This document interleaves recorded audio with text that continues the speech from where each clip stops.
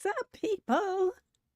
I put the What the Fuck Wednesday up there because I don't have one for Monkey Shines Monday. So we're just going to make do with what we already got because it's a similar theme. This column that we're doing today is one from July something that I didn't get to do. So we're doing it today so I can be all caught up. And the people whose letters, they've been patiently waiting for their response can finally get it. It was an unfortunate chain of events, but it is what it is, and it's all better now. So today we have 24 questions.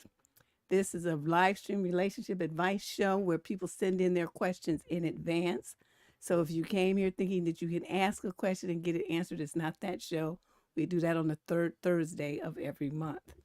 But tonight's show is one that all the questions are prepared in advance. If you want to submit a question for a future show, go to Debsterism.com. I'm sure Shay will put it in the chat room. Well, I guess I don't know if she's even here because it's an odd day. But it's Debsterism.com, the same as this channel on YouTube. You can all see this scratch. Oh, Shay is here. Hey, this scratch I have on my chin. You know what I did? I yanked the covers up. And this nail right here was cracked a little bit. A piece of it was broken off. I didn't know it. And dug into my meat. It made this big old scratch on there. So I'm just leaving because a Band-Aid drew more attention to it. So I just left it as it is. But that's how I got that injury. Self-inflicted in the middle of the night, sleepy. So anyway, let's move on and let's get started with these 24 questions. Question number 1 is a young woman in the 22 to 27 age group from Tacoma, Washington. The male involved is in the same age group. Summary of issue. My boyfriend makes every vacation a living hell by starting fights. Is how you travel with someone a deal breaker? Psh, he would have got to do that exactly one time. But let's see what you did. We end up fighting about everything from what we do, where we go, to eat, to how long things are taking. He was studying abroad last year and we went to Amsterdam. He ruined the trip by fighting with me over dumb stuff. Then he apologized for everything just to turn around and do it all over again and blame me for the trip going bad. Then this year I was studying abroad and we went to Venice and Santorini together. The most beautiful places in the world, and immediately in Venice I felt really sick. So we were bickering on where to eat, and then we sat on the waterfront at the most beautiful restaurant in the world watching the gondolas go by, and he broke up with me. He says, let's just enjoy the rest of the trip and then part ways. This felt out of nowhere since we had been good at the time, so I had to beg for him back in order to try to enjoy Santorini as a couple.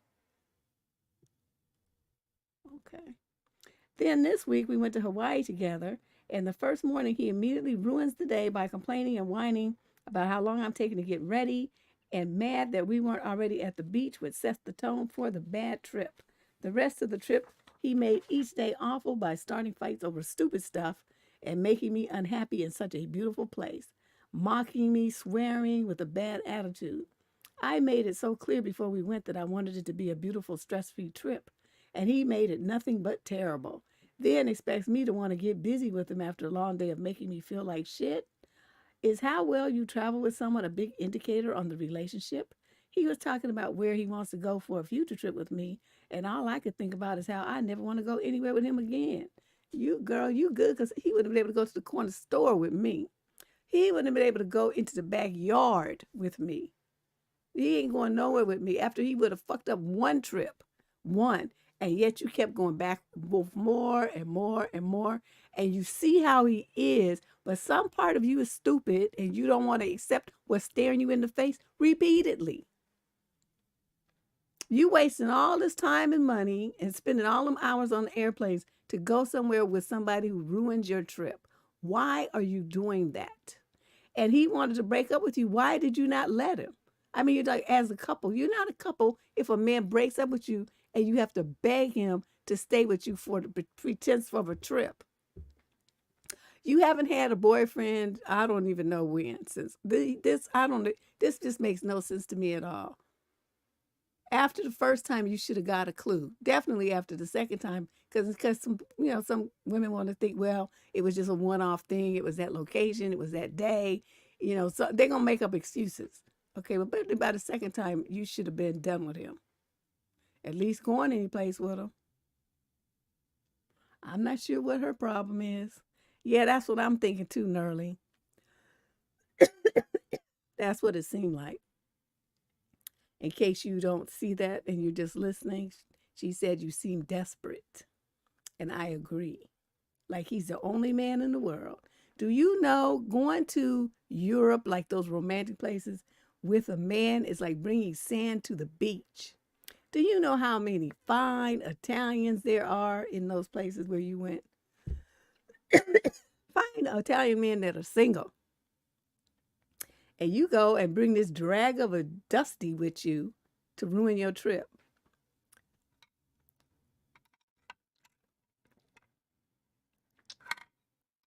Yeah, to see Santorini as a couple after the man done already broke up with you. Where the couple part at?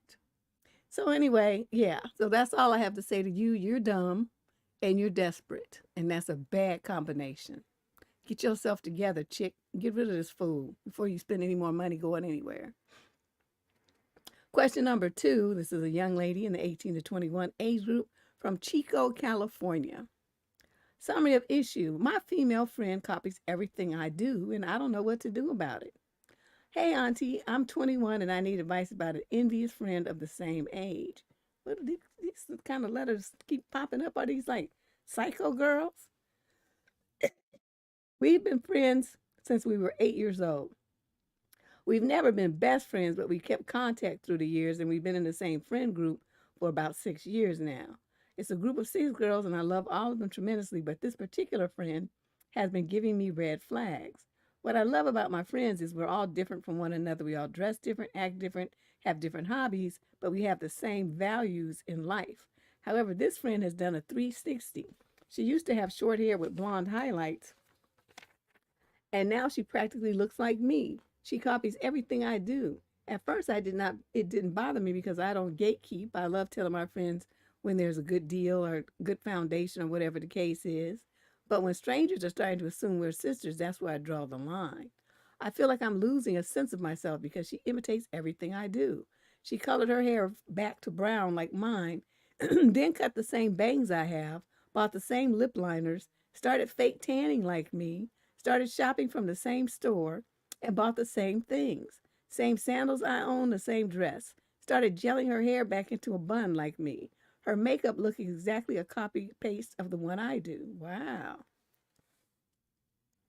She doesn't even try to be subtle about it. I do something, then the week after she has the same hairstyle or same shoes or whatever the case is. It started to become a problem for me when I was debating on buying black hair dye, and all the other girls said, yes, do it, you'll look great in black. And her answer to that was, I've been thinking of buying my hair black lately too.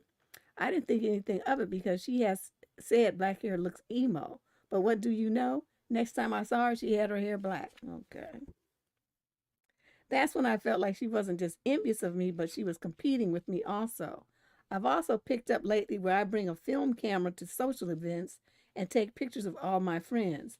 Every week, whenever the pictures get developed, I post them on my film account, and all my friends get excited to see the result. Yeah, that's hard these days. Everything's digital.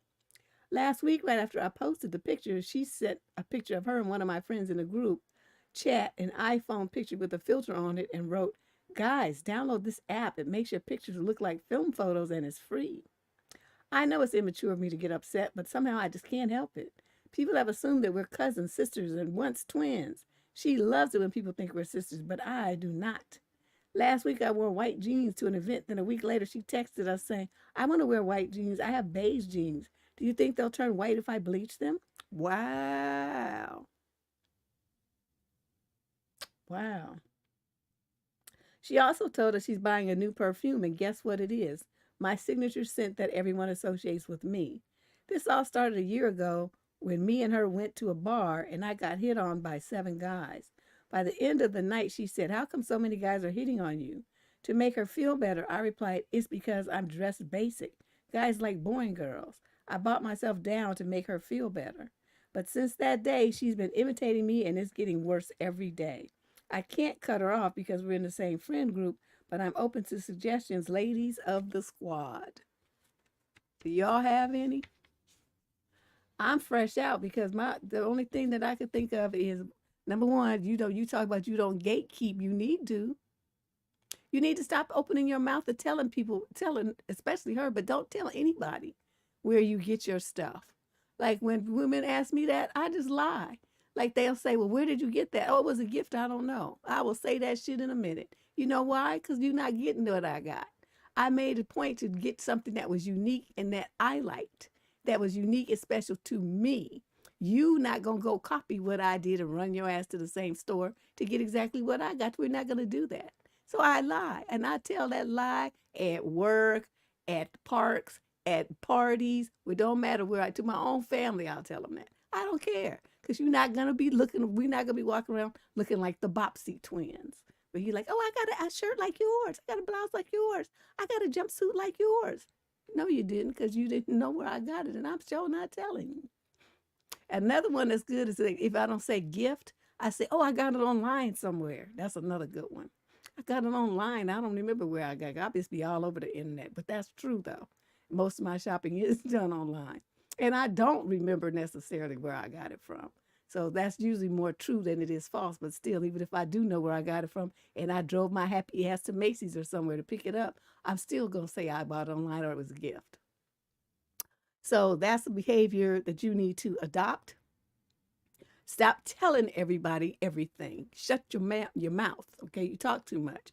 That's one thing that you could do. If she wants to, say, "Well, where did you get that?" You don't need to know that. Go and get your own style. That's what you need to tell her.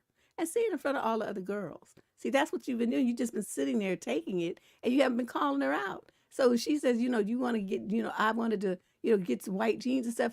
Where do you think they'll turn bleach? Somebody, especially all of you, should have said, "Stop trying to copy so-and-so. Wear your beige jeans and just stop this." Or she want to dye her hair black. Stop fucking lying. You know you want to. You just want to do it because so-and-so did it. You guys aren't calling her out on it. You're just letting it go like nobody notices or something.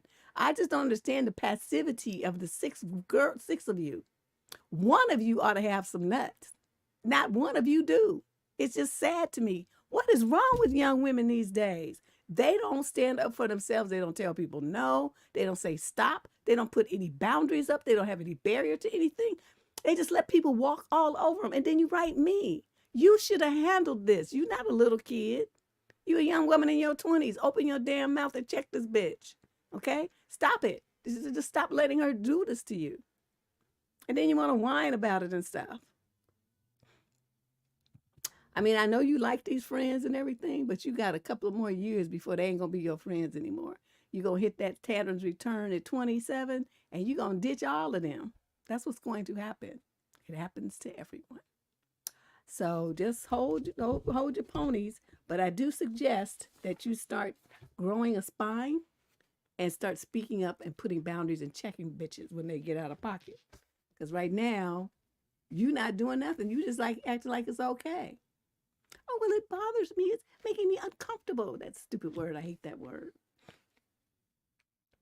Yeah, it is very creepy, but as long as if the person does it and she says it's been going on for a whole year and she hasn't said anything to her. She never told her to stop, She never checked her. She never told her, stop copying me. You know, what's wrong with you? Get your own personality. You like that girl in the movie, Single White Female. You're just weird. You know, nobody's ever said anything like that to her. So she's just going on this path of imitating this girl, every single thing about this girl. They wouldn't see me no more. I wouldn't give a damn. I'd give me a new friend group. How about that? Question number 3. This is a female in the 28 to 34 age group from Dallas, Texas. The male in question is 35 to 41 age group. Summary of issue. He is concerned about my past. In the 35 to 41 age group, I'm 31 and my boyfriend is 35. Oh, I see. Okay, so he at the bottom of the range. We've been together a few years now, and we're starting to talk about the possibility of having children together, but he has some concerns. I was a bit wild when I was younger, and he's worried that the DNA from those men is still present in my womb. Okay.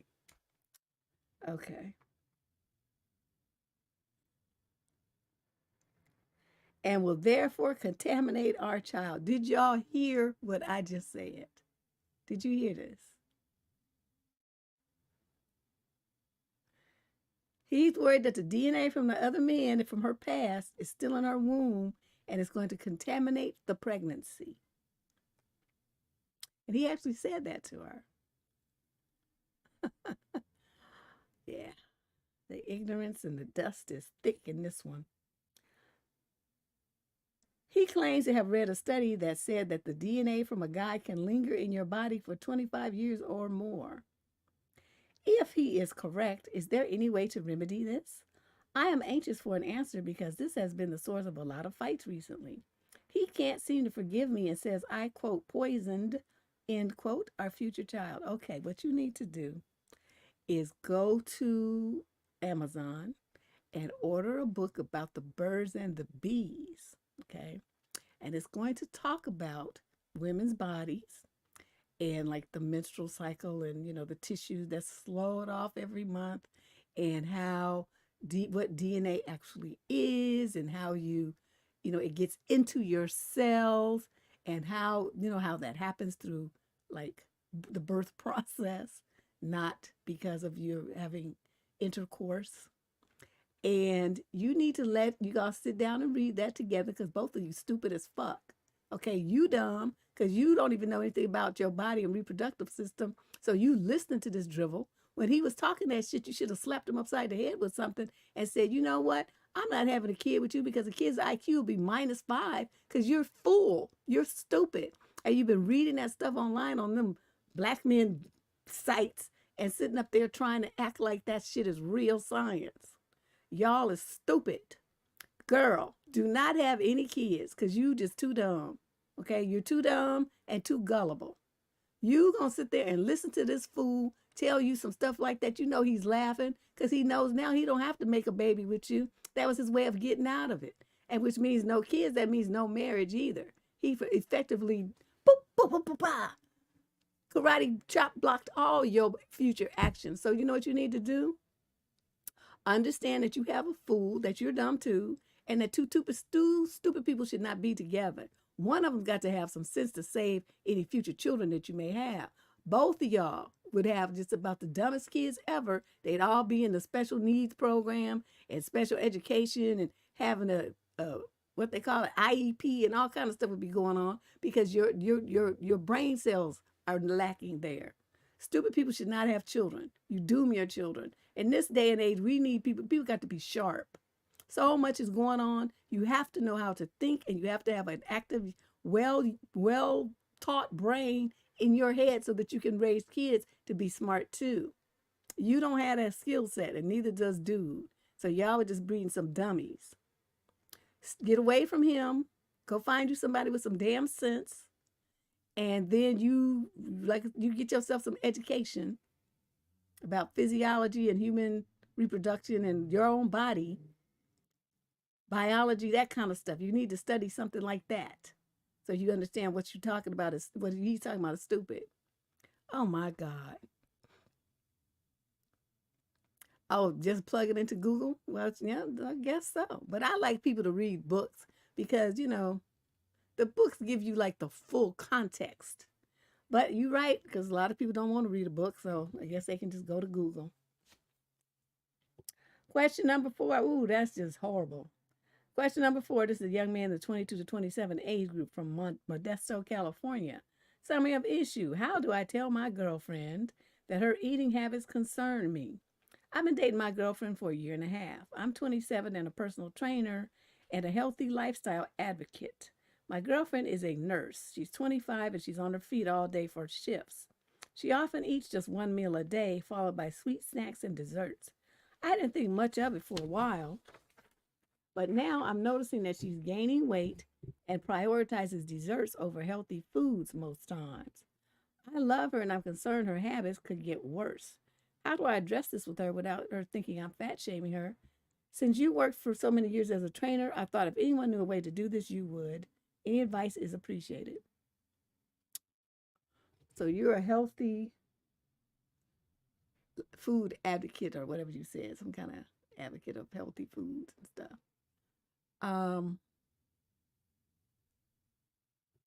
She's not your client, sir. She's not your client, and she didn't ask you what you thought about what she eats. She's a grown woman. She gonna eat what the fuck she wanna eat, and you either gonna like it, or you gonna not like it, and you're gonna shut up. But you're not her dad. You're not her husband. You're not her keeper. You're not her doctor. You're nothing. You're just a mere boyfriend. So you shut your mouth and just deal with it. Okay? You worry about your clients, the people that's paying you for your advice and your interest. She's not. That's not your role in her life.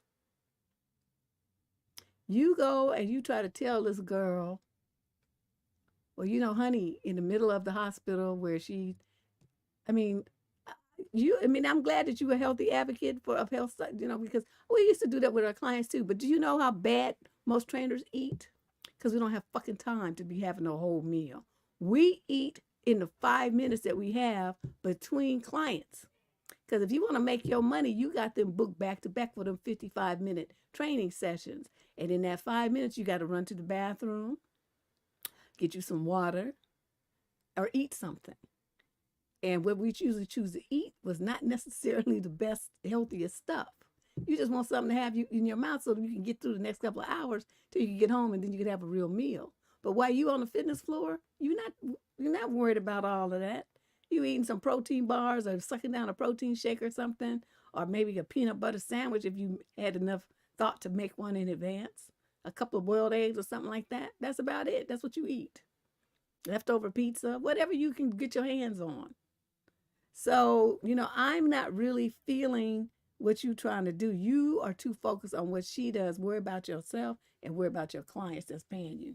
That's my answer. Question number 5. This is a female in the 18 to 21 age group from Fayetteville, North Carolina. The male's in 21 to 27. I'm sorry, 22 to 27. Summary of issue. My mom threw my boyfriend out after he threatened my dad because my dad told him he wouldn't put up with him disrespecting me on my birthday. Shouldn't put up with him disrespecting you on any day. But let's see what's going on here. We had a baby in May. When we got pregnant, we'd only been together 3 months, but knew each other for several years. Our son was an oopsie baby. You don't know about Plan B? You didn't do that? Okay. My boyfriend's been through a lot of trauma and he struggled with addiction. Okay, and that's who you chose to have a baby by. He spent some time away from everyone getting sober, but he still struggled with his trauma and it came out through anger. It wasn't threatening and he never turned it on me. Okay. Then right before I got pregnant, he started accusing me of sleeping with other people. His dad, my brother-in-law are close friends. And stealing money and prescription medication from his family. That was him. Deb, the thought of being with an older man grosses me out. And so does the thought of being with more than one person at a time. I am not broke and I don't need anyone else's money. And Herbalicious makes me trip out. I couldn't handle it, even taking pain meds. We broke up, but then we got back together, and that's when you got pregnant. So you should have stayed free and clear. He's just like a walking time bomb. Okay, he promised he would work on his issues and be less controlling and jealous. When I found out I was pregnant, my friends and family urged me to not be in a relationship and not let him be involved. But we have a connection, and I really thought we were soulmates. Oh, my God. Okay, so then she says, a few days ago we were celebrating my 21st birthday. My brother-in-law was playing a game on my brother's VR headset in the kitchen, and I had to walk past him. I smacked him on the shoulder to let him know where I was so he didn't accidentally hit me. That sent my boyfriend over the edge. The rest of my birthday, he had me in my mom's garage arguing with me about the same things he had accused me of previously. I really thought he had changed. I thought he knew what kind of person he was. Okay, so then her dad took him out on the porch and talked to him about how he treated her. And then when they got back to the mom's house, we lived with my mother. He was upset and he wanted to go for a drive. When he got back, he wanted to talk. He started yelling about how my family doesn't respect him and how he's going to K my dad. And he wanted to go over there and beat his ass. I asked him what happened, but he kept saying he didn't want to tell me. Then my mom woke up and heard us arguing, and she came in the room and asked if we were okay. He started to go off on my mom, and she told him to get the fuck out. That's right. He just kept saying it's not my fault and that my family is the issue. He didn't even say goodbye to our son. He just grabbed his PlayStation and left. I'm in shock. I've tried to love him through his pain and be there when he needed me, but now he blocked me. My family's advised me to talk to a lawyer about custody, and I am devastated. I love him more than anyone I have ever loved. At 21, how many could that have been? You, he has been so good to me for the most part. My sister keeps telling me that he's abusive, but I just don't see it that way. Everyone has rough patches. What is my next step? How many rough patches do you need? Your relationship is looking like eczema. You got so many rough patches. You think that some man standing up there accusing you of sleeping with other people and stealing and stuff is someone that you should have stayed with. Are you stupid? You must be stupid. The second the words came out of his mouth was supposed to be the end of any kind of contact with him whatsoever. But you don't have that kind of sense. You don't have that kind of pride. You don't have that kind of self-esteem. You, another one who's desperate. I just really am disappointed in you. Let me just put it that way. You had so many opportunities to get away from this man, and yet you trapped yourself to him with a baby. So now for the next 18 years at least, he has a right to be messing around in your life, and you gave it to him, being stupid, making dumb choices and stupid decisions. I'm with your mama though, but you know this man talking about he's gonna go over, he's threatening your father's life like that, and you didn't pick up the phone and call the police or call your father and tell him what dude said. What if he makes good on his threat and you just sitting up there just writing me instead of letting people know what he said? When people say specific things like that, very often they carry through with them. I don't know, something about you is just, you 21, but you just have the intellect of a 12-year-old. It's just unbelievable to me that you would be this dumb and making these kind of decisions and want to call yourself somebody's mother.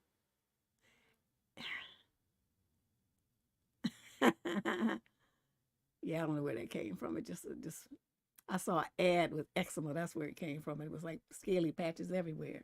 So I said, she got patches too. I'm just, yeah, you want to talk to an attorney about custody. He probably won't fight you on it because he's homeless, right? He was living with you at your mama's house. And everything he did and said and all the stuff he's threatening and stuff, controlling and abusive.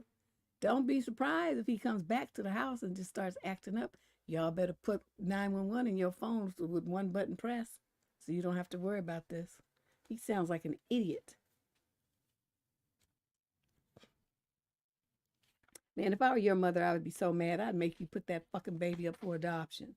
Because you would not be having that fool trying to run in and out of my house. And if you didn't like it, then you and that baby could go over there with him somewhere and don't ever come back to my house. That would be the thing. If you want to stay with me, you can stay here. You can finish school, you can do whatever. But that baby's not staying. So that you could either give it to him and his family or you put it up for adoption. I don't give a fuck which one, but it's not staying here. I'm not raising it. I don't want to hear it, and I don't want to see his funky face. See, that's what you would have got from me if I was your mother. And I know a lot of people say, oh, that's so cold. I don't give a fuck. Because I would have raised, and I'm looking at her, I would have realized I raised a fool. So I have some remedial work to do before I turn you loose in the streets. You would not be having that fool's baby, not up in my house. You can get the fuck out. You and that baby and him too. All y'all.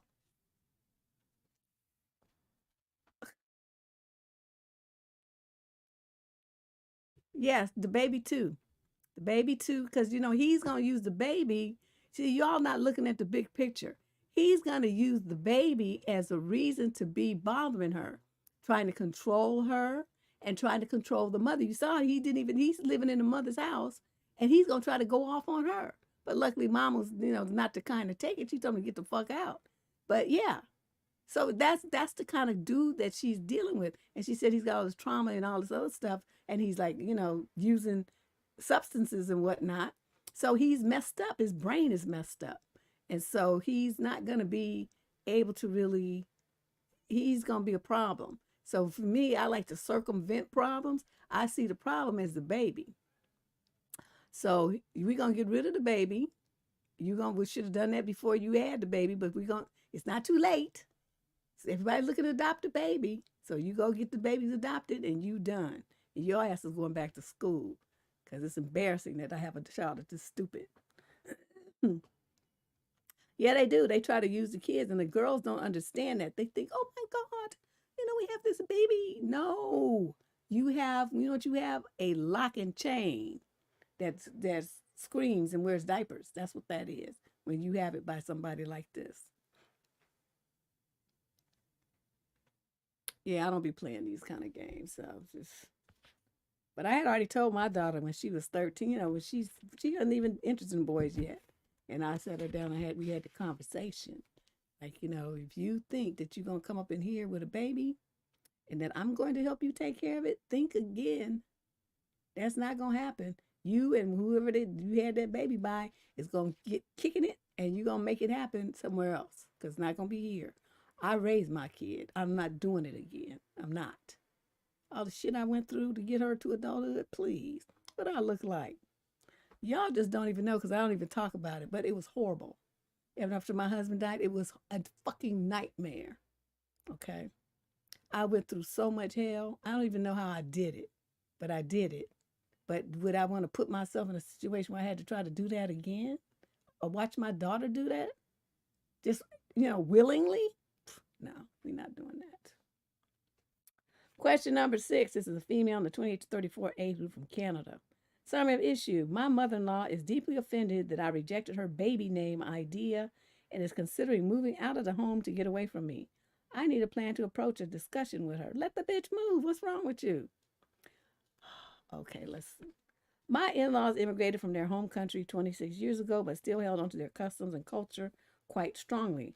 My husband and his 2 younger sisters were raised with a very strong sense of where they came from and are all bilingual. Since meeting my husband, I have also learned their language. I've always admired their family so much for holding on to this, and my mother-in-law has been wonderful about teaching me a lot about their customs and food so I can better understand my husband and his family. I'm currently 13 weeks pregnant with our first child, and my husband and I couldn't be happier, but we decided to wait until the 12th week before we shared the news. That was smart. This was quite tricky as my mother-in-law lives with us since father-in-law passed away about 8 months ago, but we were able to keep everything under wraps. Last night, we hosted a dinner with my family and my husband's to share the news with everyone. We had found out the results of the gender through a genetic test, so we were able to share that we were having a baby boy. It was such a lovely moment, but my mother-in-law immediately suggested my deceased father-in-law's first name, which also means fat tail of the lamb in their language. Hell no. I have no personal vendetta against the name, but I just don't like it or the literal meaning. It's difficult for English speakers to pronounce, and baby boy will grow up in the shadow of someone who was very loved in this family. I gently told mother-in-law in the moment that we are not really starting to consider names, but we would like something that works across both languages so that no one has difficulty saying his name. I didn't say this part, but I'm also concerned about him being teased in school if the name is very different or sounds like something else in English. My mother-in-law was absolutely devastated and ended up leaving the dinner and went to her room. Drama queen. I asked my husband later if I was harsh, and he said that I did nothing wrong, but she's probably upset because father-in-law passed so recently.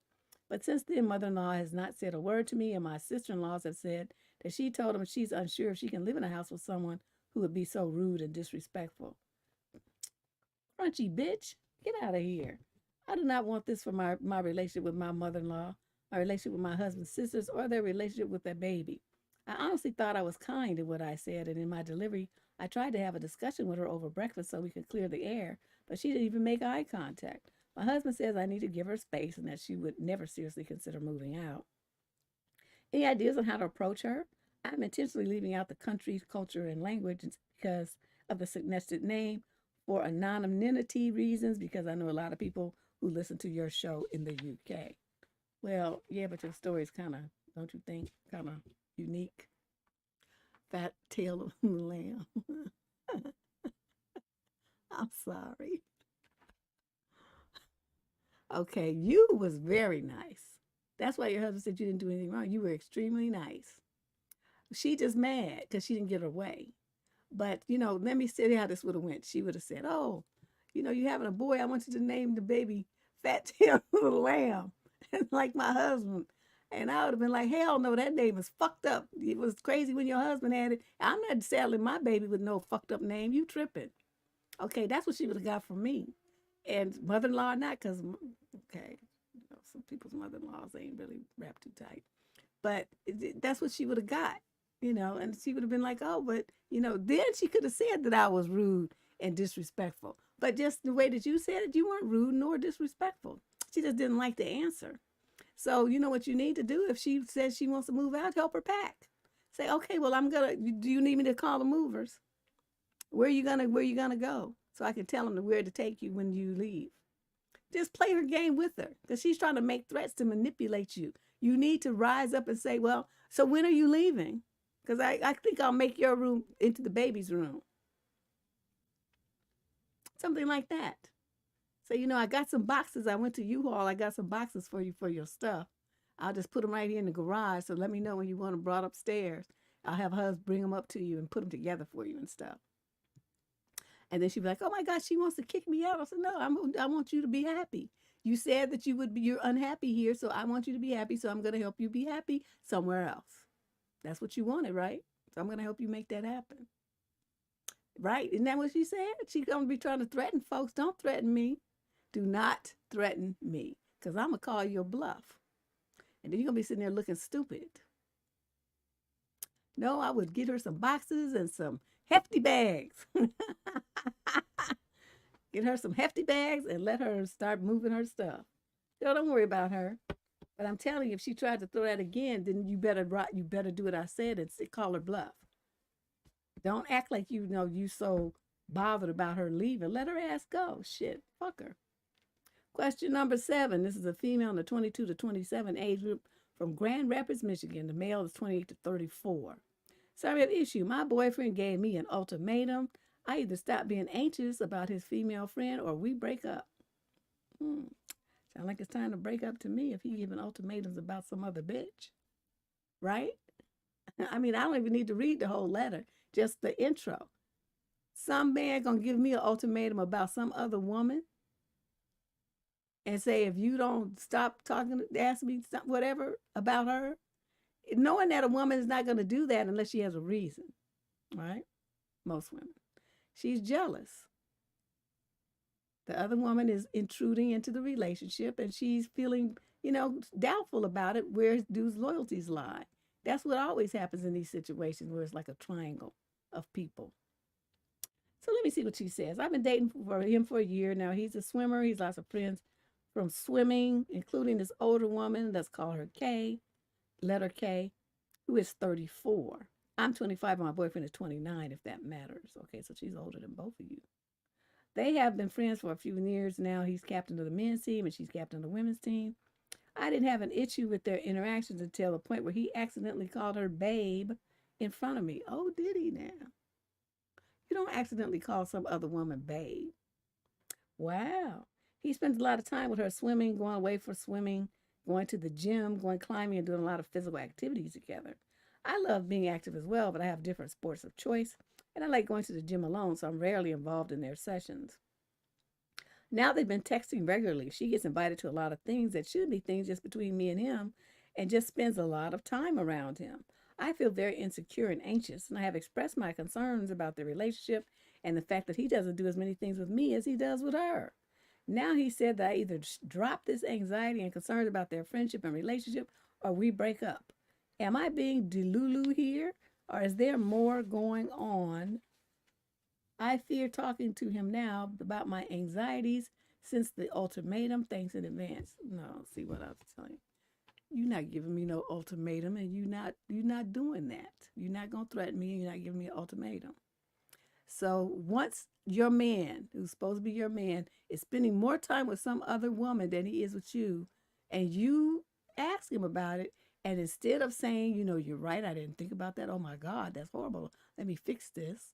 Instead, he gets on your case because you complained. That should tell you right now the relationship is between the two of them, and you the odd man out. So breaking up, what you breaking up? He's already over there with her emotionally calling her babe and shit, right? So I don't even understand why you wasted your time writing this letter. You already know what time it is.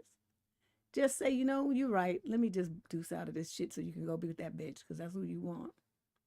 And then just leave him alone, block him, okay? You say you don't really do the sports and stuff that they do anyway, so it's not like you're going to be running into them or anything. So just let it go.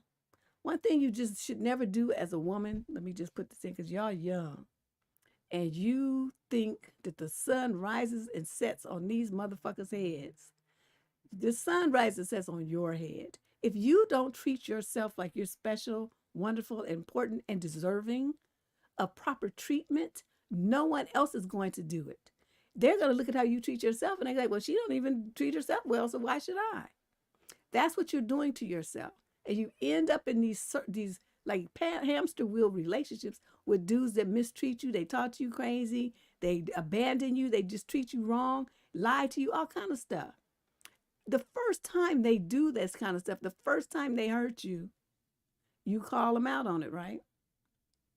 And it depends on how long the relationship is. Like if it's less than a year, the first time they do it, then I'll just be like, fuck you, and I'm out.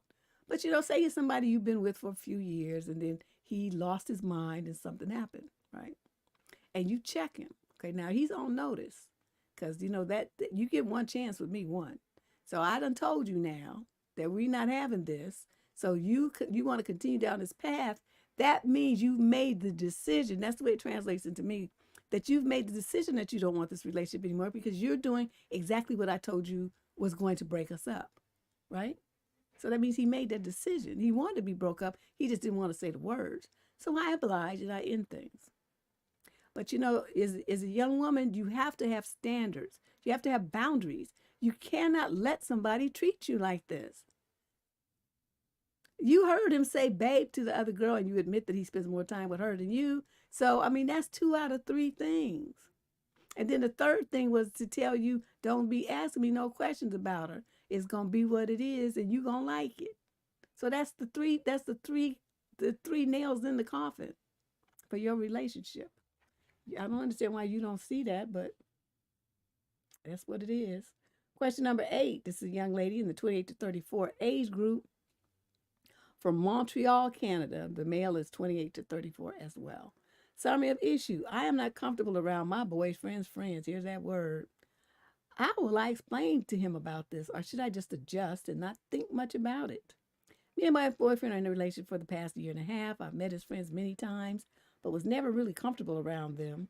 The reason is all his friends and most of his friends' girlfriends comment on my body. I have a slim body type, but my weight is correct according to my height. Here are a few mean comments, like how thin I am, how I can be used as an oar for a boat, which means I look like a stick. I look so small, how my face is small. A few days ago, I went for a trip with his friends. We went to a hotel for breakfast. In front of all his friends, my boyfriend's brother's girlfriend insulted me by saying for me to order half a plate of food and not a full plate because I'm thin and that food is enough for me. And you were supposed to say, what you really want is for me to order half a plate of food. So your greedy ass can have a plate and a half. That's what you want, you blimp. It didn't stop there. Throughout the trip, she kept commenting on my body by saying odd things. Jealous fat hole. I have health issues that stops me from consuming most of the junk so I refuse to eat it when everyone else, this is pissing me off, is eating. So one of his friends asked my boyfriend how he will manage with me when I avoid most of the outside junk food. Even after telling my health issue and how I eat junk occasionally, they kept teasing me. This list doesn't end there. Why are you no. They comment on most of the things about my job, how I work in a small company and need to find a job in a corporation instead, wasting my time, etc. My boyfriend says it's common in his group to tease each other. I don't know if all of these comments are normal and I should not take it to my head, or is it something I should worry about? I have never been friends with such people, so I don't have any experience. All my friends were good to me. How will I explain to my boyfriend that I'm not comfortable with his friends and I don't enjoy their company? It's becoming difficult for me to go on trips with them, but I can't say no to my boyfriend when he calls me for an outing or a trip. Please suggest. Yes, you can. You can say, you know what, I'm going to break up with you because you try to tell me that it's okay for your friends to bully me, gang up on me, and insult and harass me. And you sit there like a fucking bump on a log and tell me that I should take it because that's how your friends are and they're just teasing. I don't like it, motherfucker. And I don't like how you just sit there and let it happen. So I'm leaving all you motherfuckers behind. Get the fuck away from me. Don't ever talk to me again. Lose my number. Forget you ever met me. Now, but you know, before you do that, you would have to, I mean, it would be me. I would go on one more trip and then I would read everybody. And I would tell them about themselves. Then we would break up. Because I can't, I have to have the last word. It's just something in me. I just have to do that. It's just how I roll. I have to have the last word. And so I would be shutting down her and him and them and that and this and that. And it's like, no matter where you work, it's like, no matter where I work, I will make more money than you. So what the fuck are you complaining about? You know, I mean, just anything, even if it's not true. I mean, because I'm sure you guys don't really know how much each other makes, but it's just a way to combat and shut motherfuckers down. All right? I don't know. I just don't see why you should have to take that. I can see that you're a very gentle soul, though. You're gentle and you are confused by this because you've never been around people that like to bully others and gang up and bully people. My biggest concern is that you're being repeatedly put into this situation by this really unsavory boyfriend that you have, and he's doing nothing to protect you and nothing to shut it down. So you need to shut it down yourself and get away from all of them. Okay, find yourself a man who loves and respects you and protects you from people who are toxic like that. Because if he was the right kind of dude, he would have said, you know, that's enough, you all stop it. Do some shit again, I'm gonna start talking about you. And remember, I've been your friend for a long time, so I know all your dirt. Don't have me start running my mouth, because it's gonna get ugly up in this bitch. And so his friends would shut up because they would see how serious he was. But he doesn't do anything like that. So he's not about protecting you, and you need to leave him alone. Question number 9. This is a female in the 22 to 27 age group from Dayton, Ohio. The young man in question is the same age group. Summary of issues. Boyfriend of 2 years suddenly quit his job with no backup plan. I'm having to cover his monthly expenses plus my mortgage. I need advice on if this is a deal breaker. What, you don't know? Yeah, Dusty in Dayton, Ohio, trying to pimp you. That's what's going on. A year ago, my boyfriend moved in with me. I guess he did. To a house that I inherited from my aunt. Yes, we don't have to pay no rent. I'm currently paying a mortgage on it. Oh, you paying a mortgage. Okay, with the agreement that he would contribute weekly for bills and groceries. He also has an expensive car loan, which is around $800 a month. That means a car loan is $800 plus insurance because he's young. His insurance is a grip. Wow. A few months ago, he expressed concern to me that his workplace was headed in a bad direction and he was unhappy with the new management they had introduced. I encouraged him to start looking for a new job while working at his current one, but also warned him that there's a recession coming and leaving solid employment is a very risky move. He agreed with me that he would start to look for a new job, however, he never did. Okay, that's where you messed up.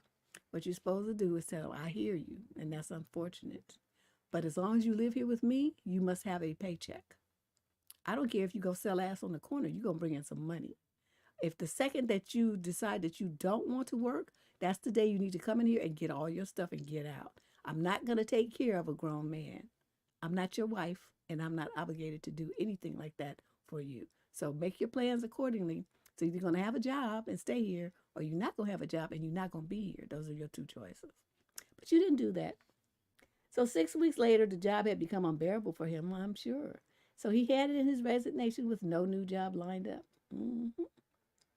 We're now almost 7 weeks into him being unemployed and unable to even land an interview because he's not looking.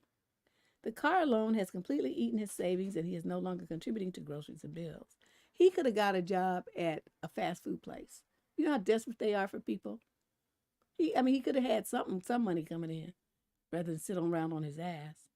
I have had to lend him money to keep him from defaulting on his car loan and money to pay for his pet's medical bills. Oh, hell no, you're fluffy foo-foo about to die. I am financially struggling to lend him this money as I have been hit hard by mortgage rate rises and the cost of living. I expect to have to loan him more money again soon. No, that's when you kick him out. I want to make clear that all other aspects of our life are great. However, the seeds of doubt have been planted in my head. I feel he did not take me into consideration at all and did not think of the consequences on both of us if he would just walk away from his job. I'm at a crossroads in my life. My options are to ride the lightning and hope he finds a job soon, but potentially have this mistrust and doubt hanging over me forever. The second option is to end the relationship and move back in with my family so I can put my house up for rent and try to rebalance my financials to weather the oncoming recession. In a situation like this, is it enough for a breakup of an otherwise healthy relationship? Yes, because your relationship is not healthy. When you have someone who does something like this and then it just assumes that he's going to financially burden you with his life and he's an adult male, that's not a healthy relationship. You're confused. Healthy relationships are where people are responsible and accountable and make decisions together. This is nothing about this healthy. He's pimping you, and you just sitting up there letting him do it. And they're going to talk about escaping to your family's house. How you know they want your ass up in their house again? So you making plans just like he did, making plans on other people with no regard for what they think about it. He did the same thing to you, and now you're trying to do it to your folks. Girl, get your shit together. Pack all the shit and get out because he's not contributing anything and he's costing you too much money and you can't afford him to be there anymore. And then stop dating him. Get you a man, the real man that makes who's responsible with his money and got more than $800 in the bank. He only been out of work 7 weeks and he's already broke and borrowing money from you. What did he do with all his money? Put it in that car probably, huh? And a pet, he's feeding a pet and taking a pet to the vet and he don't have no job? No, you don't. Fluffy don't get to go to the vet. You better go down there and start an OnlyFans or something. You better figure it out. Because one thing I'm not doing is giving no money for an animal. I'm not going to do it. So Fluffy better just get healed by the magic of Jesus Christ or Fluffy's going to be dead. One of the two. You figure it out. Because if Fluffy was that important to him, then he would get a job so he could pay Fluffy's medical bills, right? But he's not doing that. He's just holding his hand out for money for you. I'd be like, Fluffy about to die. And you about to get out.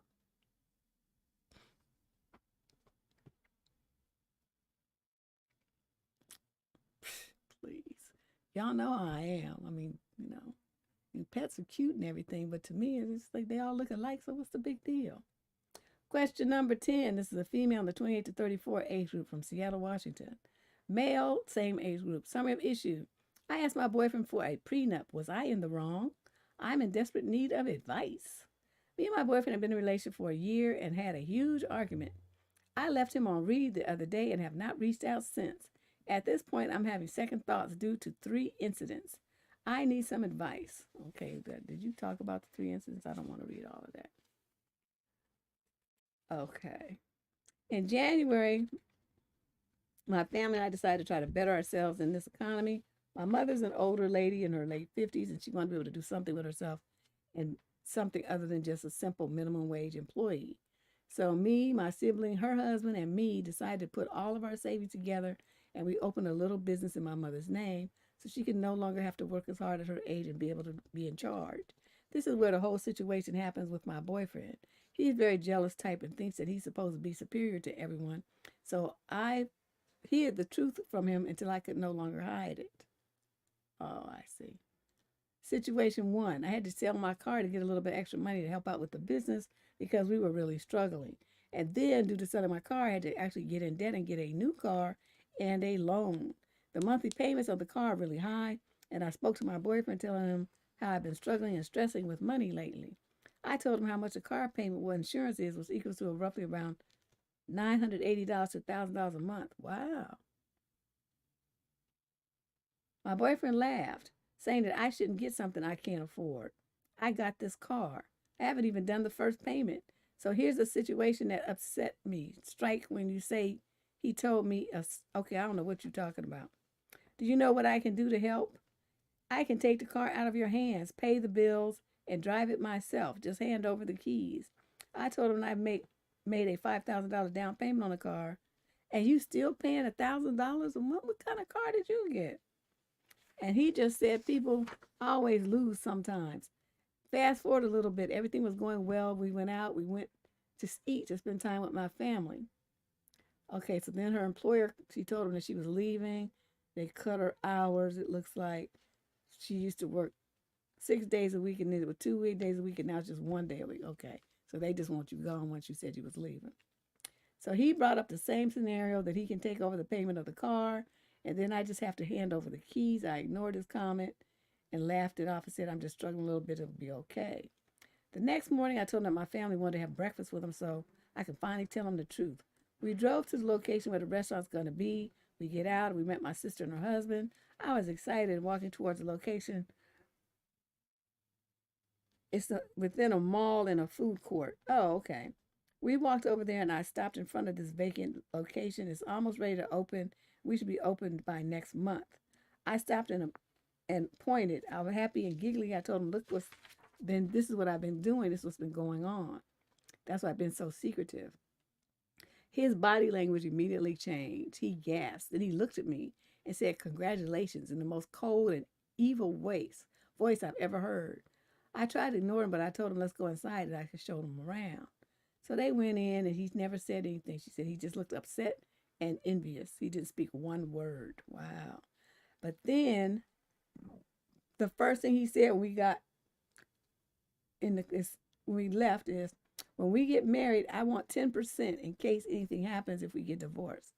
I was in complete and uncontrollable shock. I didn't think I heard right, so I said, excuse me? He said that if he's my husband, he deserves a percentage. To 10% is nothing to my 40%. And that's when I told him if we ever get married, he's going to sign a prenup. He got offended and told me that my little restaurant isn't going to make enough money because, like, he isn't, since he's a truck driver. I dropped him off at my house so he can take his car and drive away. And later, he texted me saying I'm stuck up in that and letting that little restaurant get to my head and that I'm being moody over it. I told him to please realize what he's saying and to think twice before he says anything else.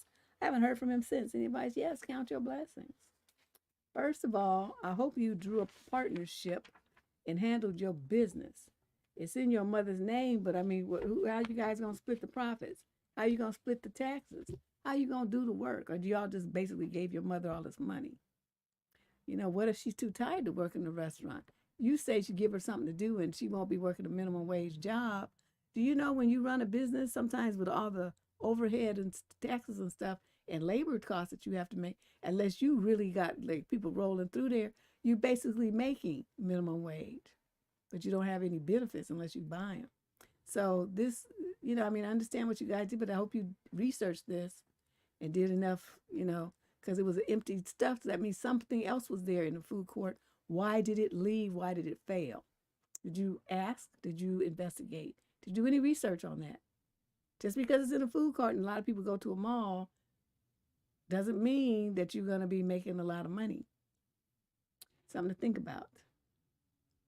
I don't know that I would have just jumped up and done that without some real serious, you know, real serious investigation work on that traffic at that mall, in the food court, what kind of food has been popular historically there. I would have done a whole bunch of research before I invested a dime. But yeah, dude, he's definitely a pimp. He's trying to pimp you for 10% of a business that he didn't put a dime into. So yeah, the prenup is definitely the way to go with any man. And if you've got a family business, it doesn't matter whether he's being like that or not. He should sign a prenup regardless, because that's a family business and he ain't in your family. Question number 11. This is a female in the 20 to 34 age group from the UK. The male's 35 to 42. Some have issues. Should I break up with my boyfriend due to his crazy baby mama? Oh, absolutely. So I'm dating this great guy, but he has a son that's 2. 6 months in, and our relationship is amazing. I've fallen in love, and I'm so happy. Until his baby mama found out that he had moved on. She has so far turned up to his house to get her son's blanket once in the morning, then another day around midnight. The second time she wouldn't leave and was trying to run up the stairs to get to me, so we had to call the police to get her removed. I've never experienced a mother or a woman like this before. She was insane. She was screaming, shouting whilst the child was there, but when the police arrived, she changed. It was like Jekyll and Hyde. You should have filmed it. That's what you have cell phones for. She also found my Instagram from seeing my face once and calls me most days on fake accounts 50 times a day. Restraining order immediately. I love my boyfriend, but I'm not sure I can live like this. I've never experienced an ex-baby mama, and I'm wondering, will this get any better? I'm now scared to go to my boyfriend's house in case she tries to attack me. Yeah, see, you good, because I would have broke up with him on the spot. First of all, you know I'm there, and this bitch knocks on the door, and you let her in. Why would you let her in? See, no. I would have got my shit and left, and that would have been the last time he saw me. I'm not getting myself beat up or killed and hospitalized and stab wounded and all kind of other stuff behind some crazy bitch that you can't control. We're not doing that. So I'm on your team on that. It's like time to deuce out on this for your own safety. There's no matter if he's amazing and you in love and all that other kind of stuff. He has not handled his business with this broad. He hasn't handled his business with her. So I don't know what kind of situation they got. I don't like to put words in people's mouth and be like, he probably this. I don't do that. But all I'm going to say is he hasn't handled his business. And he hasn't handled his business and it starts affecting you, it's time to go. Female, 22 to 27 from Milwaukee, Wisconsin, some have issued. What advice can you give to me who is interested in dining alone? First off, I have never judged anyone doing activities alone. I just get nervous myself doing them for getting looks. I've been single for almost 2 months and I'm not wanting to date right now at 23. I know it's okay to dine out alone, but I have a little social anxiety. I've been trying to explore activities alone, like I've been going to the movies alone. I was nervous at first, but it got easier. So there's this new fancy restaurant that just opened in my town and it has great reviews. I want to try it, but with fine dining, I'm so scared to do that alone. Any advice would be helpful to make me more brave. Well, what you want to do first is call the restaurant and see, because some of them, I don't know, they just really don't like to have single tables because it ties up the whole table and the bill is real low. If they're staff, you can't give the proper tips and stuff. And just call them and let them run by what they want you to do. They might suggest lunch, which is easier if you go by yourself than dinner, when it's going to be full of couples and people on dates and all this, husbands and wives and stuff. Lunch is usually a better option when you want to dine out by yourself. So I don't know. I don't know if I would go to something like that for my first foray out to dine by myself. I think I'd go to a place that, was more middle of the road, that had a different kind of environment, and work your way up to this. I'm not saying it got to be Denny's or anything, but something more low key. Try that. Question number 13. This is a female in the 20 to 34 age group from Edinburgh, Scotland. Summary of issue. Why do men only answer questions and not ask any in return? I turned 30 recently and signed up to a dating app. And I swear, I feel like I'm interviewing the men I match with. I'll ask some questions to start and they will answer. And then don't ask me any questions to flow the conversation. I will usually respond to their responses with more questions related to their responses. But gosh, it's so hard when they don't introduce any new topics and I have to keep the conversation alive. You just hang up. Is this normal for men? What is going through their minds? I recognize I may be generalizing here, but I feel like I've had about 5 instances of this happening already. You have to realize the men who are online are socially inept. So they're not going to be good at conversation. They're not going to be good at interacting with women. They're not going to be romantic. They don't have no stroke game at all because they haven't had enough practice because no woman wants to deal with them. So what you're finding online is a bunch of losers. That's what you're going to find. Men that have issues, usually with women. Men that have issues with self-esteem. Men that have issues with confidence. Men that have ADHD. Men that have all kind of problems, depression, anxiety, all kind of stuff. Because that's what they don't function well in the real world. They can't meet nobody because a woman can see right off the bat that something, you got some screws rattling around loose. So, their only opportunity to have any interaction with women at all is on these dating apps. So I'm not touching the dating app with a 10-foot pole. All y'all who be doing that, I'm like, what in the world are you doing? Why are you doing it? So what you're seeing is completely normal. These are people that have no social skills. And that's why they're online. They're just trying to get a hookup. You looking for a real relationship, trying to have conversation and shit. They're not looking for that. They want a woman to say, oh, you're hot, come over. That's all they want. You trying to have like meaningful conversation and girl, you in the wrong spot for that. You want that kind of relationship, you need to go to pay a matchmaker or something. Yeah, I just can't be bothered. You met yours on Twitter? What? But you go on Black Twitter? Them some people are riotous. I mean, they just like, ooh, just slay, just right and left, just like slay folks. I wouldn't mess with them. I want them to be my friend. So if anybody mess with me, I want Black Twitter to come to my rescue. Oof. Question number 14. This is a male in the 20 to 34 age group. He says, somewhere in the UK, summary of issue, my new girlfriend objects to my ex-wife seeing my family. I recently went to an event for my niece. She was in a local play, and she's my sister's daughter. Unbeknownst to me, my sister had invited my ex-wife. It's not a problem for me. I said hi, etc., and that was pretty much it. However, my ex-wife then posted it on Facebook, and my new partner saw it and had a blazing row with me. I explained it's nothing to do with me if my sister wants to invite her. I certainly didn't go with her or even expect her to be there. So how is this my fault? Am I missing something? Am I wrong to dismiss my new partner's fears? She's now saying I owe her a massive apology, etc., etc. Tell her, fuck you. She also said my sister was out of order for including her. I don't see why my ex should be isolated from my family that she's known for 25 years, even though oh shit, it got cut off. Well, oh yeah, there's a page missing. Wait a minute, is something out of order?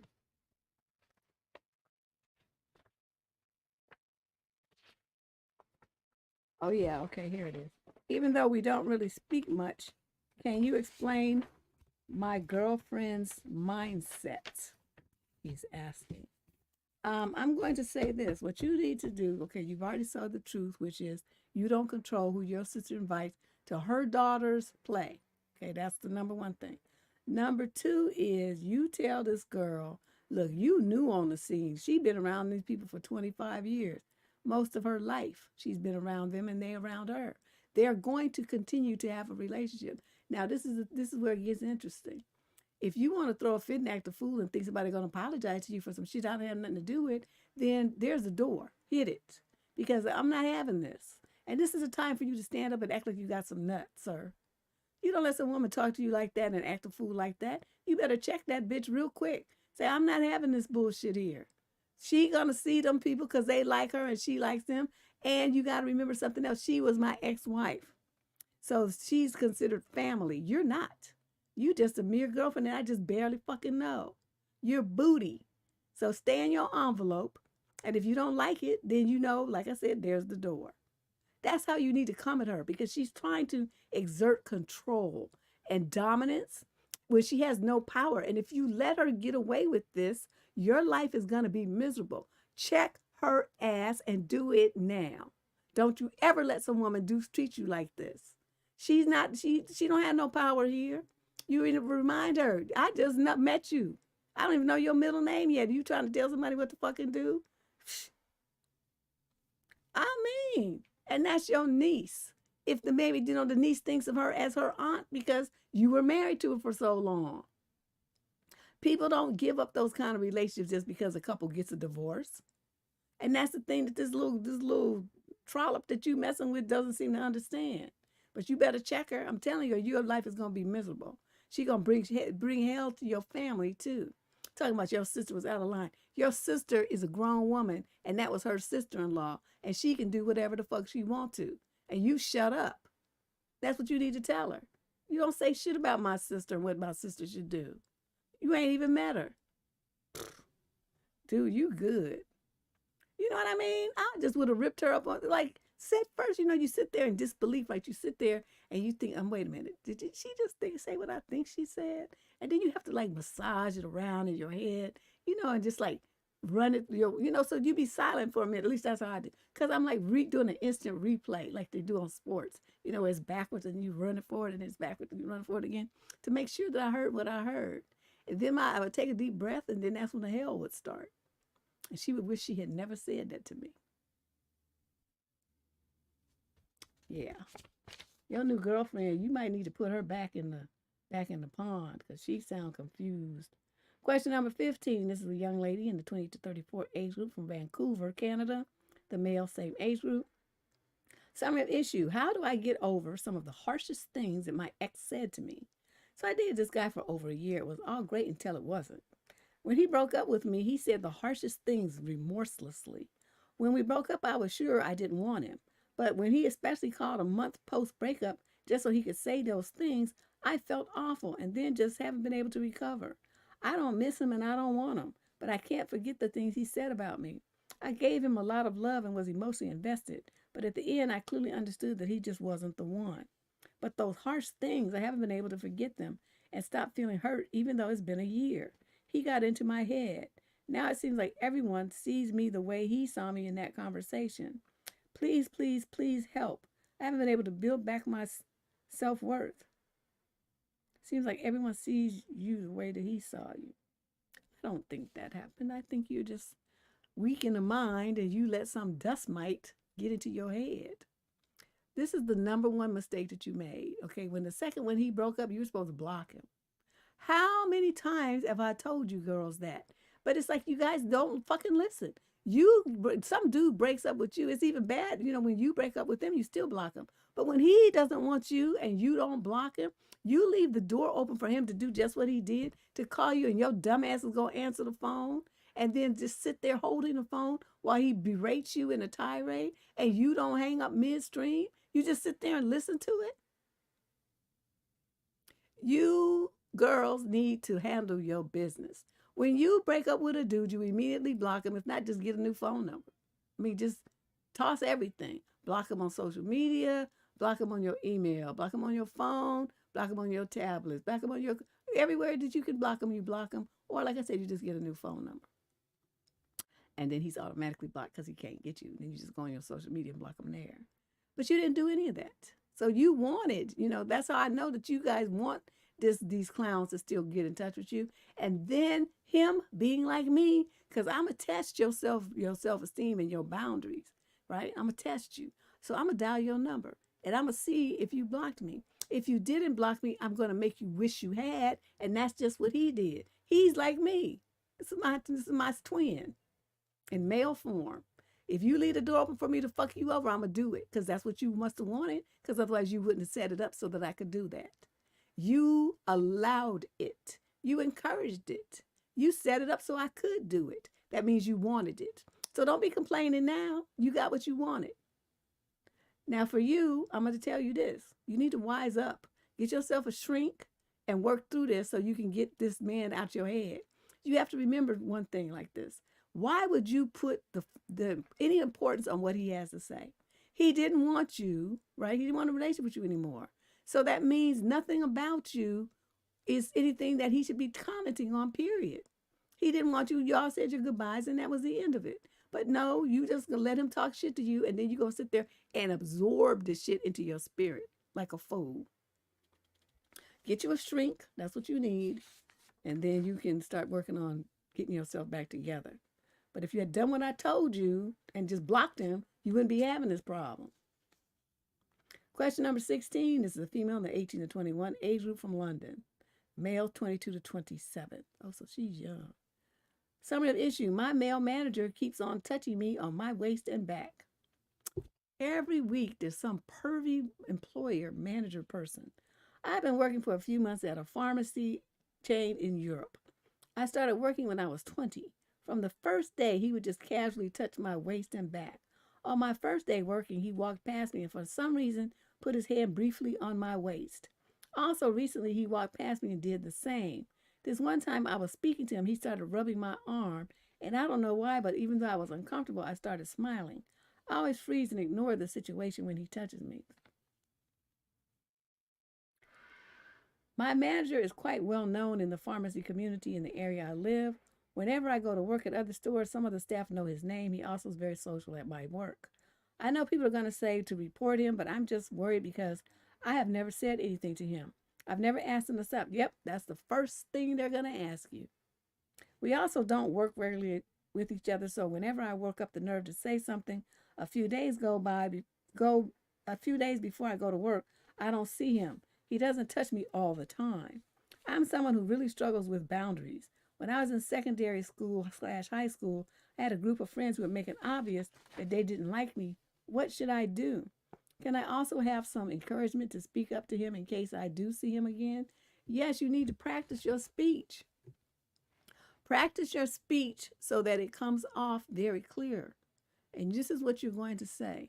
When he comes near you, you're going to say, I need you to keep social distance and keep your hands to yourself. Don't touch me anymore.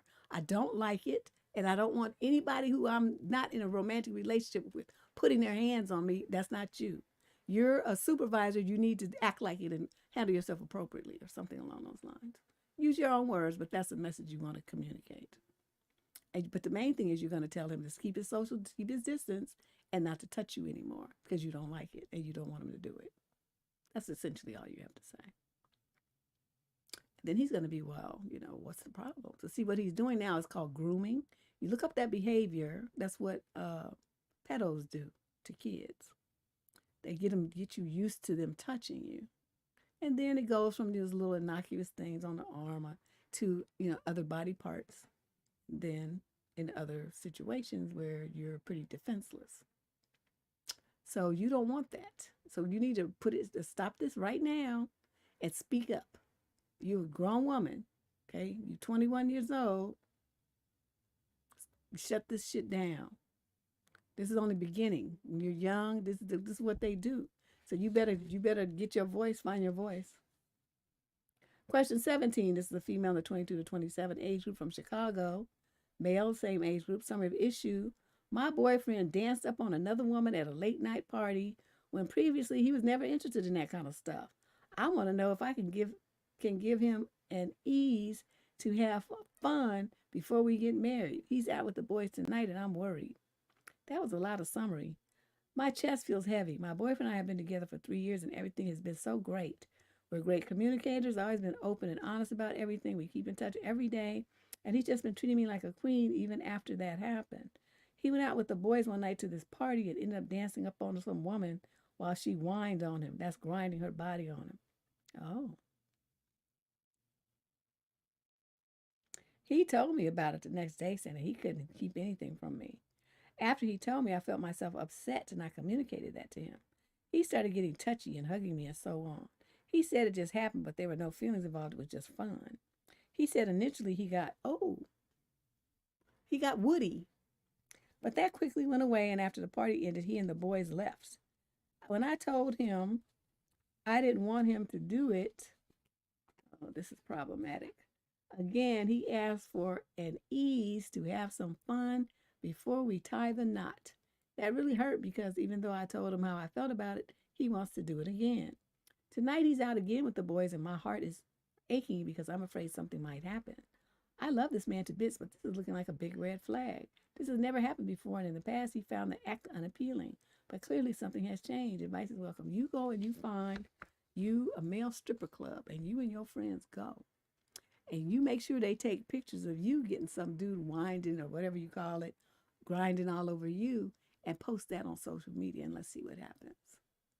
See, if it's okay for him and he got to ease, well, he didn't even ask for ease, but he asked for he's doing it anyway. So then you don't need to ease, and you don't need his permission either.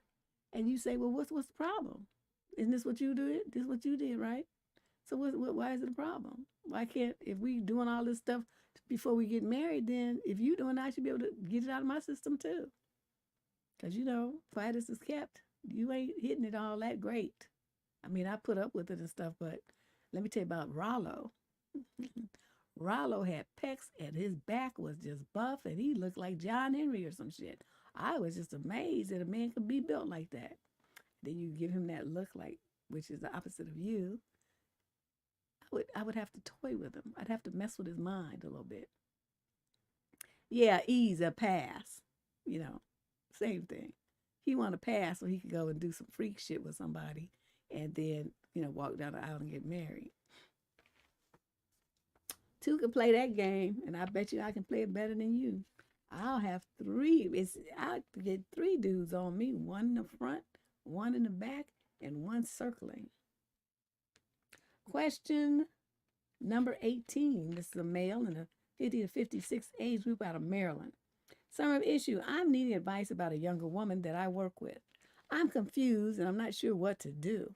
I'm happily married to an amazing woman for almost 20 years.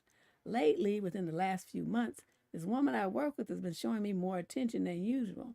I kind of brushed it off as our son is older than her. She's around 25, I think. And I could be her father because of the age difference. The other day was my birthday and she asked what kind of cake I liked.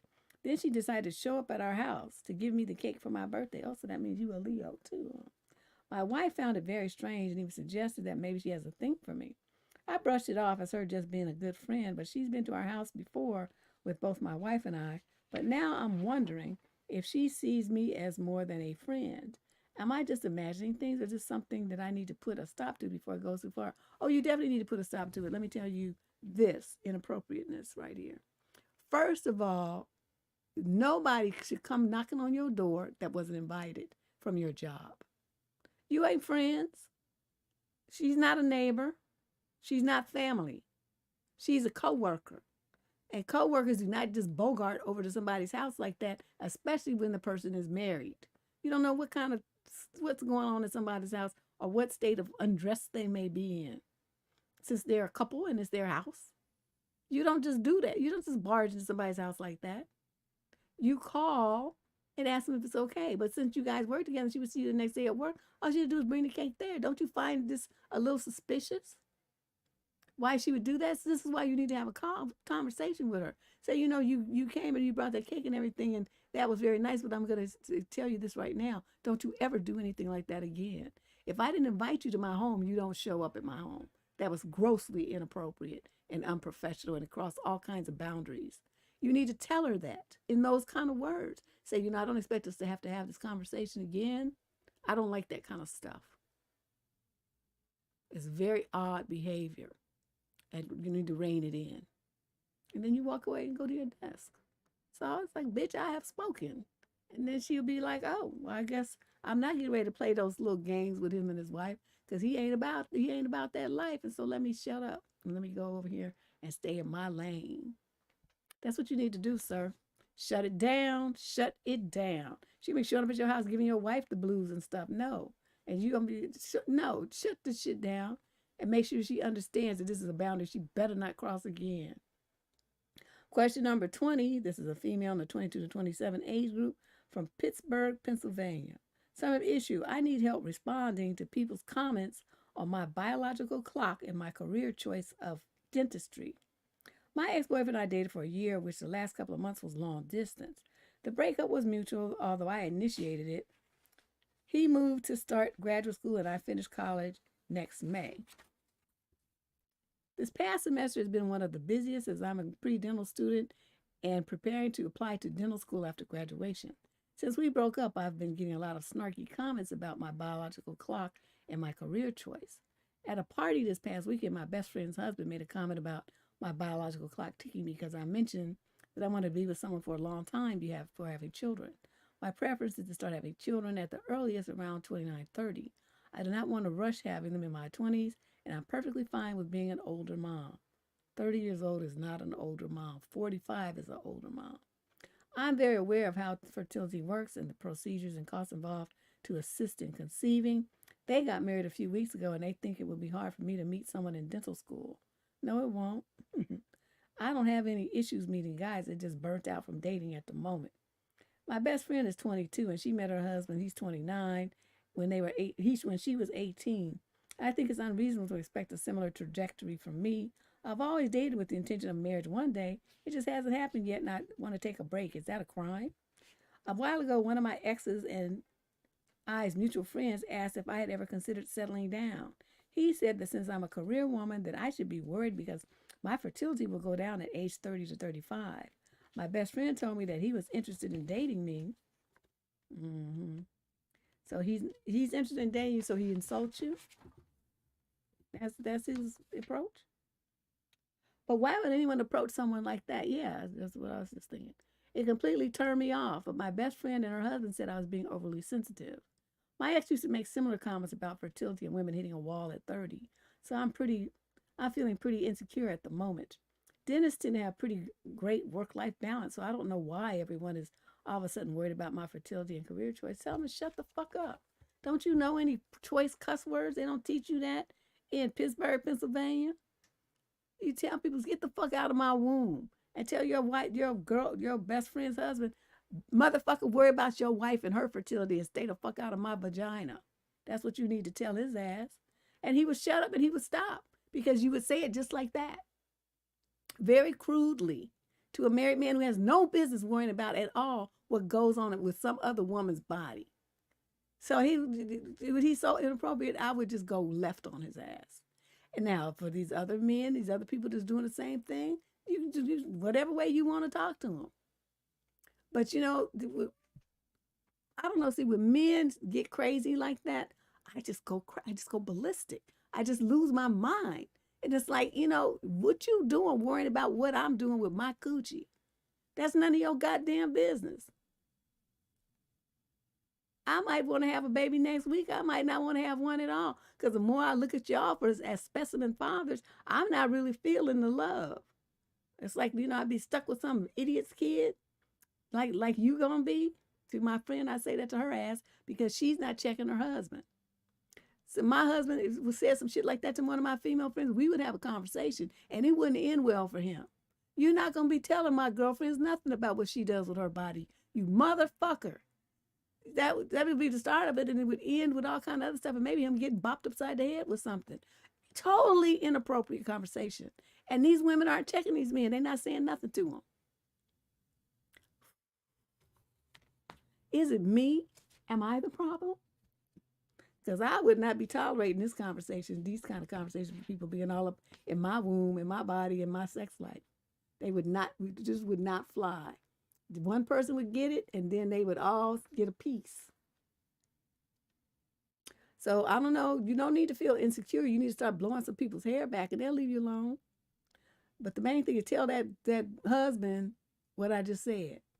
Your girlfriend's husband. If she try to get jiggy, then you tell her too. Bitch, you didn't say shit about your raggedy ass husband talking to me. We're all up under my clothes and worrying about what's going on with my body. So you bullshit too. Two bullshit motherfuckers married together. Get out of here. Leave me the fuck alone. Don't call me anymore. I'd be through with them. You know how I roll. I'm like, this is stupid. Question number 21. This is a female in the 28 to 34 age group from Lufton in the UK. Summary of the issue. My fiance asked for a break. So here's the thing. We've been fighting quite a lot with each other lately. He said in previous arguments that he wanted to break up, but then we cooled off and continued living together, and I thought he was being emotional. Nope. When a man says he wants to break up, believe him. The fact that you dragged it out by pleading and stuff is not going to make him still want to be with you.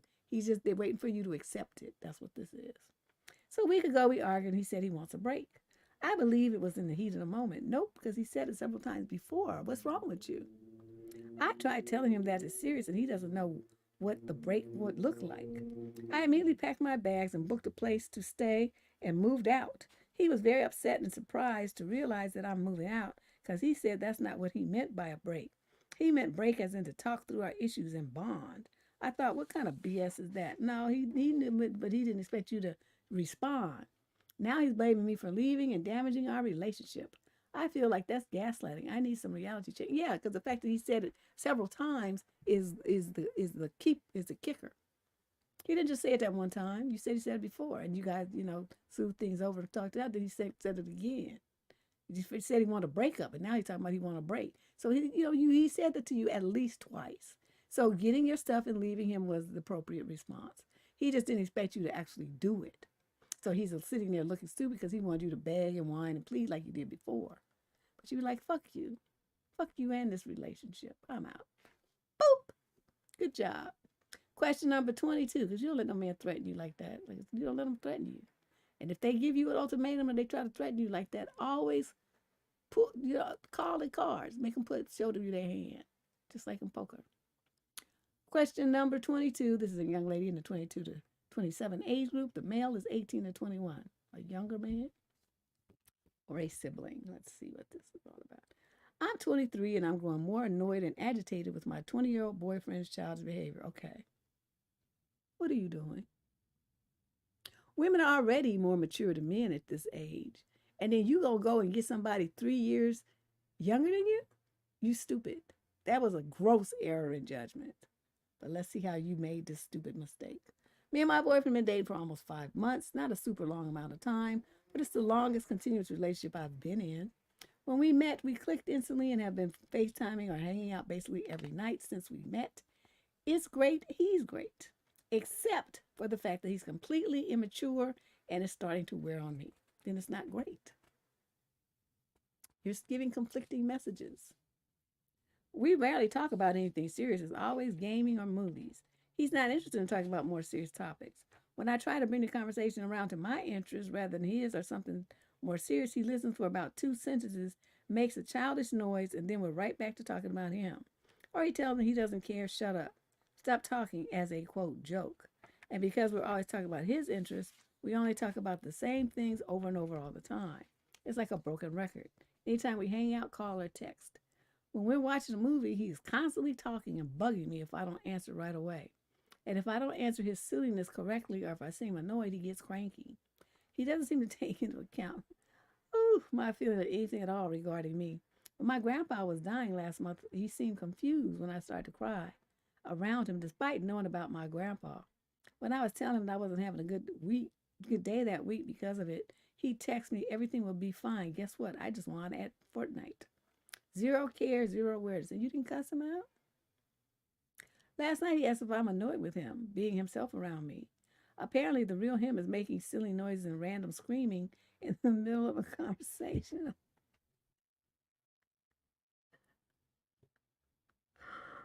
Oh my God. In the middle of a conversation doing movies and really at any time. I told him not really because I am a people pleaser. So what you lie for? He was asking you a question. That was your time to tell him. He says random things. Wait a minute. But it does annoy me when I'm trying to talk about myself and my life, and he just makes these noises and says random things in the middle of the conversation. He said he would take it to heart and try to work on it. I get that he's comfortable around me and letting his guard down, but sometimes it just feels like too much. It doesn't even seem to have a time and a place for it. It's just constantly. Even when I tell him a certain repetition he does annoy me, he stops it for a few days and starts again. His behavior is starting to change how I feel about him and how I look at him. Whenever we spend any time together, I'm basically counting down the time until I can be alone again. Oh, damn. I don't know what to do. I don't want to be a mother to a child. I want a boyfriend. Am I feeling this way because it's been 5 months and the charm has worn off? What should I do? No, it's you realize, at first it's like, everybody's on their good behavior and it's all romantic and, you feel all in love and your heart flutters and all this other shit here. And then you get around them long enough and then, the shine starts to wear off and you get to see the real person. Now, sometimes you see the real person and it's wonderful and it's like you fall more in love with them. And you think how lucky you are that you got this person. And, this is just great. And it just keeps getting better and better. Or you can find out that the person is an idiot a cheat, a lie. I mean, you find all kind of negative stuff, and then you don't want to be with them anymore. And the time that you spent is enough. And that's where you are. Now, in the future, don't date men younger than you. Don't do that.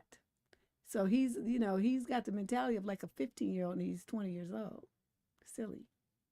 You're 23 and you've got a more mature mindset. So you two are never going to work out. It was never going to work. Sorry. Question 23. This is a young lady in the 22 to 27 age group. The young man is 42 to 49.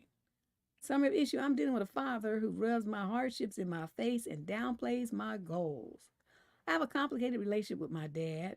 When I was younger, I thought the world of him. I looked up to him as a good man, but I'm now realizing he may have some good intentions somewhere, but he's an asshole.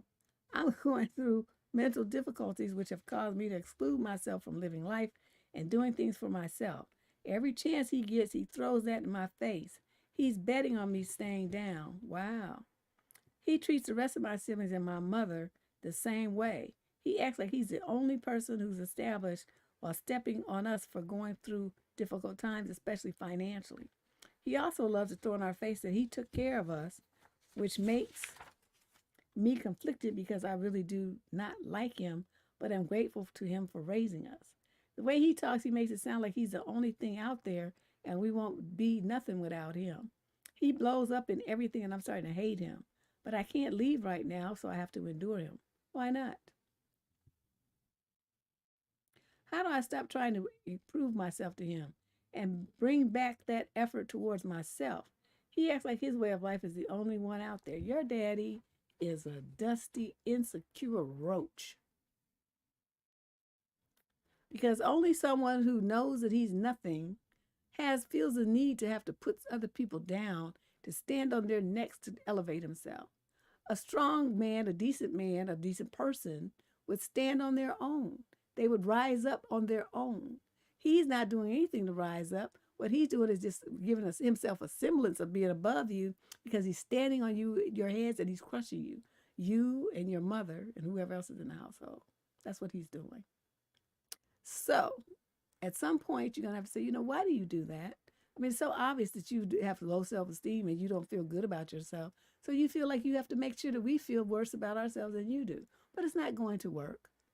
I have a very strong sense of myself, and there's nothing you can do to destroy me, even though you're going to keep trying because it makes you feel better. If you feel like I'm nothing too, like you feel about yourself. And that's very sad. I wish you would do better. Maybe you should look into some therapy. Something like that. But that's why grown folks should not live with their parents. Because, as long as you're there, he feels like he's taking care of you. He can subject you to that. Now, as far as him taking care of you when you were a kid, that's what he's supposed to do. The law makes him do that. So he starts trying to bring that up. It's like, well, if you didn't do it, you would be in jail for child abandonment and abuse. So, I don't see why you're trying to brag like you did something so great. When you make a baby, you're supposed to take care of it. That's what you do. So you don't get points for that. And that's what I would tell him. My God. And our last question of tonight on our Monkey Shines Monday advice column. I kind of like that. You guys like that little name I came up with? Because I was trying to think of what goes with M. M for Monday. Like we have What the Fuck Wednesday. Right? So I said Monkey Shines because this is our Monkey Shine. It's some silliness, nonsense, just rambunctious goofballness, poor decision making, and all but kind of other stuff rolled into one. Oh, you like my little thumbnail? Yeah, the little monkey's cute. Dave's a guy that looks like that. I saw that graphic. I was like, oh shit, that looked like Tommy. He had them ears like that, just like sticking out, and them big eyes and stuff. He was cute, for a little teenager. He was cute, but he looked dead on that little monkey. Question number 24. This is a female in the 22 to 27 age group from San Jose, California. Summary of issue. I work in a male-dominated tech field, and men always feel the need to over-explain everything to me. How do I address this? For context, I've been on this team for 2.5 years, longer than any of the guys I work with. All these guys are also in their 30s and 40s. My new man, so you 22 to 27 and they're in their 30s and 40s, okay. My new manager is a first-time manager and feels the need to over-explain and constantly remind me to do things, but I'm always on top of my work. Additionally, my team lead and higher-ups above him all feel the need to just over-explain and makes me feel unintelligent when I know it's not true. The worst part, they do this to all the women on the team. No one wants to say anything, but also, see, just weak, spineless bitches. You just gonna sit there and let them do you like that and not say anything? Oh my God, I can't take it. I can't take it, y'all. What the hell is wrong with women these days? There's a bunch of scary shit, just scared of every goddamn thing. Don't want to speak up to defend themselves, put men in their place, tell them no, tell them stop. They don't want to do shit. It's just right and work my nerves with this. They do this to all the women on the team. No one wants to say anything, but also everyone complains about it. See? But you ain't doing shit. You're not telling them to stop. I know I won't be on this team forever, but it's so exhausting to exist like this for 40 hours a week. It would be far easier to ignore than to address, but there has to be a kind way to bring it up. Why does it have to be kind? Why can't you be direct? Men don't understand kind. It looks like kindness to men is weakness. And that's how y'all look. Because you just take it. You just let them treat you any old kind of way, and you take it. How do I, number one, not take it personally? It is personal, so you're not going to take it personal. And number two, kindly explain to them that they don't have to talk to the women on the team like this. What you ladies need to do is get together and form a mission. Okay, so the guys are going to start mansplaining. Okay, that's what it's called. So when they start that, you do the timeout and say, you know, I don't need you to mansplain anything to me. I've been on this team longer than you. I got it. I got this. Okay, then you turn around and you walk away. If you do that every time they get started, you guys get up, you turn around and walk away. You're in a meeting, they start mansplaining. You say, well, I see we've gone into mansplaining land and we've off the point. So we ladies are going to get up and we're going to walk out. And you get up and you walk out of the meeting. They do that to you. They catch you in the hallway. They start mansplaining. You turn around and you walk away. You have that right. It's like, you know, I don't need to hear this. I've got the same education that you do and many years of experience. I don't need you to explain to me like I'm a grade schooler. It's very ridiculous. It makes you seem like you stupid because you can't understand that women have just as much intelligence and experience as you do. For some reason, that just really just like, whoop, over your head. You know what I mean? Just be real with them. But you guys not going to do it, you know, because even I can tell you're not going to do nothing by the way. You know, I need a kind way. Why would you have to be kind? How is them treating you like this being kind to you? I wouldn't be too worried about that part. You just tell them to stop talking to you like that. I don't need you to mansplain. And just say that over and over in every instance. I don't need you to mansplain to me. I don't want you mansplaining to me. Are you mansplaining again? It's a very bad habit. You need to break that. Stuff like that. Just wear them out with the mansplaining thing. They're not going to like it, but guess what? Who gives a shit? Just like you don't like them doing it to you, they're not going to like hearing that you know, checking them about it. I hate that kind of stuff. You know what I really hate, though, the most? Is how weak women are. It's disturbing to me. All these letters and all these women, nobody stands up for themselves. Nobody tells these motherfuckers to stop. Don't you talk to me like that.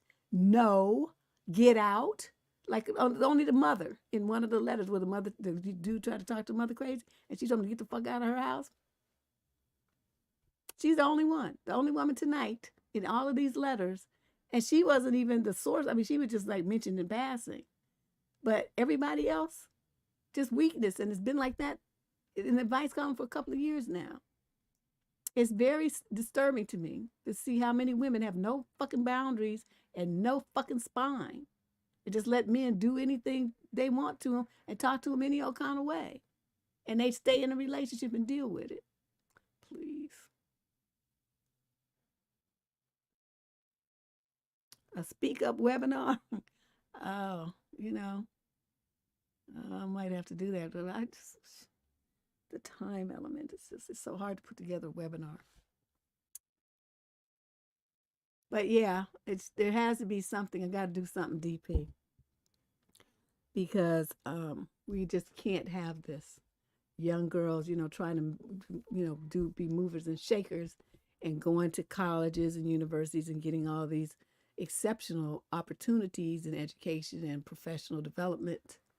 But what the schools and even the parents aren't teaching girls these days is to have boundaries. Yeah, be assertive. You don't have to be aggressive, but sometimes you have to do that. Be assertive, have boundaries, and stand up for yourself. Have a damn spine. Don't let people talk to you any old kind of way and treat you any old kind of way, and you just sit there and take it, and then worry about, oh, I don't want to hurt their feelings. I just want to be nice. I want to be kind. Fuck it. You know what? You know what men get from me? Exactly what they dished out. You come at me crazy, yes, I'm gonna do a U-turn on your ass, and you gonna get that same shit back. You talk to me crazy and try to put me down or something. Let me crack my knuckles. I'm gonna hurt your feelings right back. I don't really. I mean, my thing is make jokes about it. It's like shit. It's not a good day unless I can make some man have a man tear moment. That means I feel positively defined. Like it's just a great day.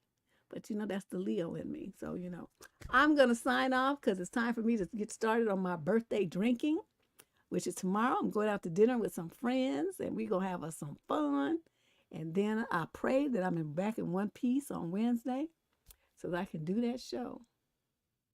That's gonna be interesting. How am I gonna get out of it?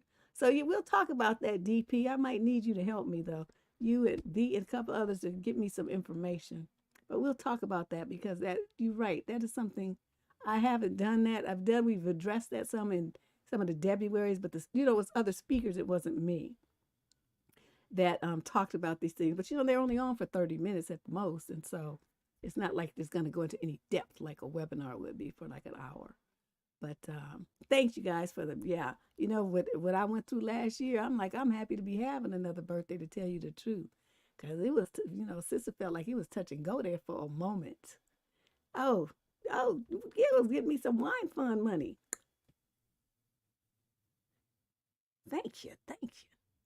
So yeah, you guys, I will see you on Wednesday though, and then I'll have pictures of my food. I got to take pictures of my food and then show you guys. And I also I promised you guys to kind of put a couple of workouts up because I haven't put any workouts up recently. I keep getting new kettlebells and going up in weight, but I want to post a couple more kettlebell routines for you to try as well. So I'll try to get that done this week as well. So, but in the meantime, I got to go. I got stuff to do.